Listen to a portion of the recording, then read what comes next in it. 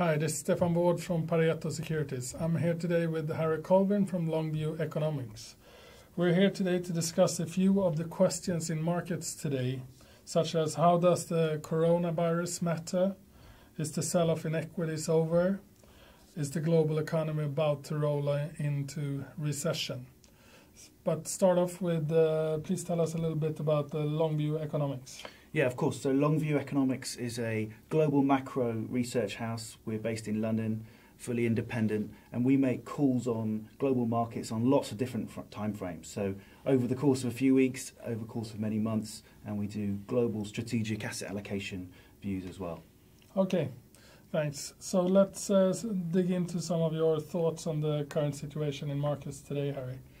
Yeah, so I think the alternative narrative that's worth discussing in markets was the euphoria that was building ahead of this pullback. So lots of very parabolic moves in a number of single stock prices. You can see Tesla on the left of the screen, very sharp move up in Jan and Feb, Apple as well, same for Microsoft and a number of other tech companies. And then at an index-wide level, there was also a lot of euphoria coming into this pullback. So this blue line shows the S&P relative to its 200-day moving average. It was as overbought in January and February as it was back in early 2018 when we last had quite a significant pullback in markets. And since then, of course, we've flipped from sell signals in our models to buy signals. In other words, markets were very euphoric and complacently positioned. They've now become fearful. They're protected to the downside, and there's lots of risk aversion in markets as well. So, of course, the narrative is that equity markets were driven lower by coronavirus. Coronavirus probably was the trigger, but it's worth noting that there was a lot of complacency. We were set up for a pullback in markets anyway.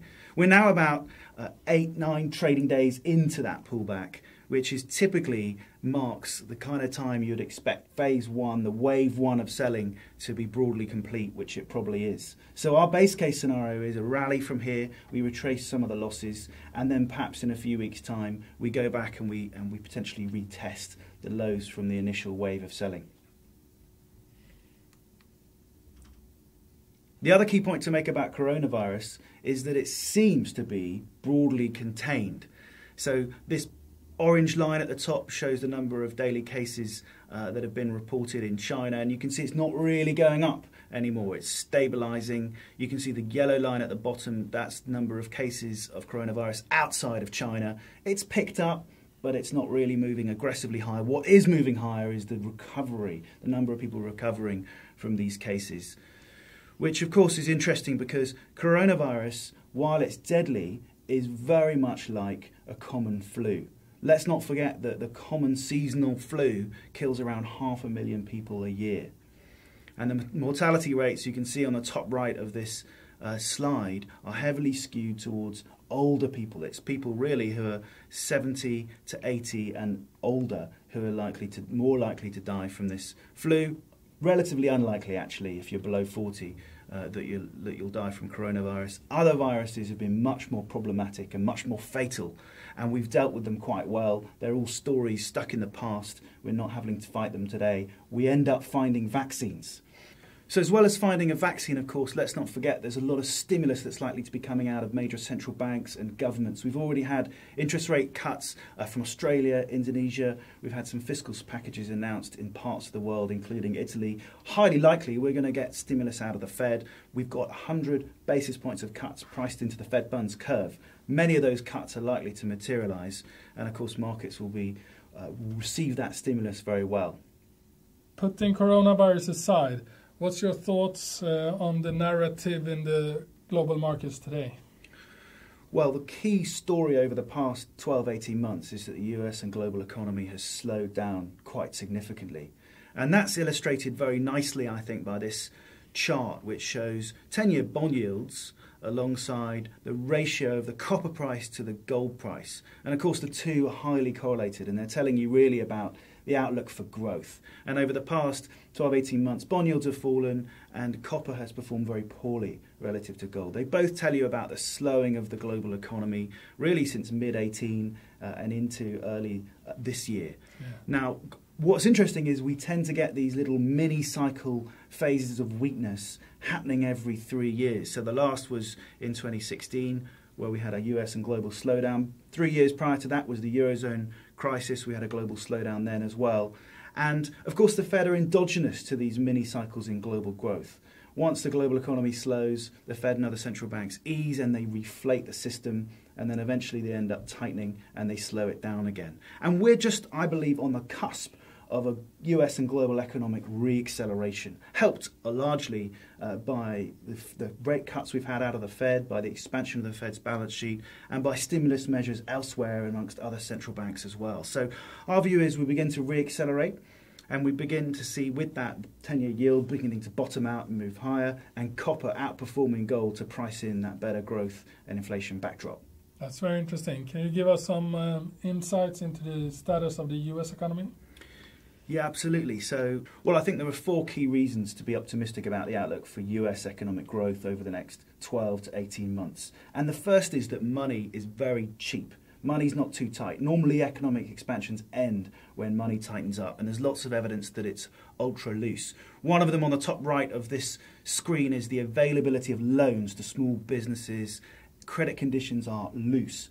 Ample availability of loans. The Senior Loan Officer survey on the bottom right points to loose credit conditions. And if you look on the left, the yield curve has not really inverted. It did briefly last year, but the yield curve is still steep. That's an encouraging message about the outlook for the US economy. And money supply growth is beginning to re-accelerate. The black line is M1, money growth beginning to pick up. So firstly, money's not too tight. In fact, it's very loose. Secondly, housing is beginning to re-accelerate in the US. This on the left of the slide is housing starts and permits beginning to accelerate sharply higher, much stronger activity. And the chart on the right is mortgage rates, which I've inverted. And you can see mortgage rates are a good leading indicator of transaction volumes. Transaction volumes are beginning to pick up because mortgages have become very cheap. And whenever transactions pick up, you can see on the left-hand chart on this slide, house price growth then begins to re-accelerate. And that, of course, is a key wealth effect for the household sector, for consumers. They tend to increase their consumption when house prices pick up, and there's a wealth effect. And then thirdly, the adjustment in manufacturing is now really quite nicely advanced. When the US economy slowed down, inventories built to quite high levels, and to work off those extra inventories, manufacturing companies slowed their activity. So they drew down inventory. And as they drew down inventory and slowed their production and their activity, that was a headwind for US economic growth.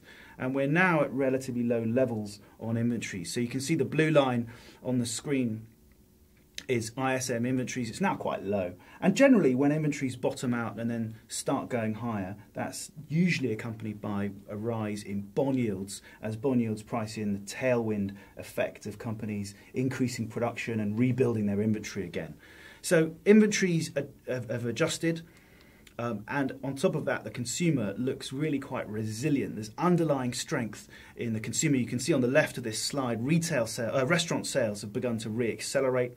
You can see on the bottom right-hand side, the debt service ratio is low. Personal consumer loan delinquency rates are falling. And of course, households will be buffeted by rising house prices as well. So money's cheap, housing's re-accelerating, the inventory drawdown in America is advanced, and the underlying strength of the consumer is pretty clear. So the outlook, I think, for the US is really quite good. That's very promising. Thank you a lot, Harry. Speak to you again. Brilliant. Thanks for having me.